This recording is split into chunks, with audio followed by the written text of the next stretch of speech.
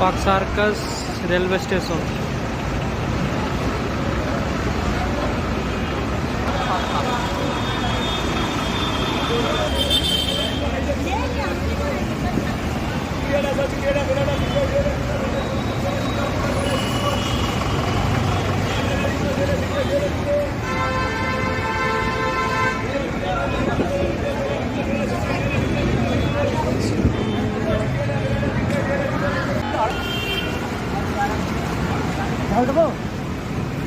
হালকা হ্যাঁ, বেশি না।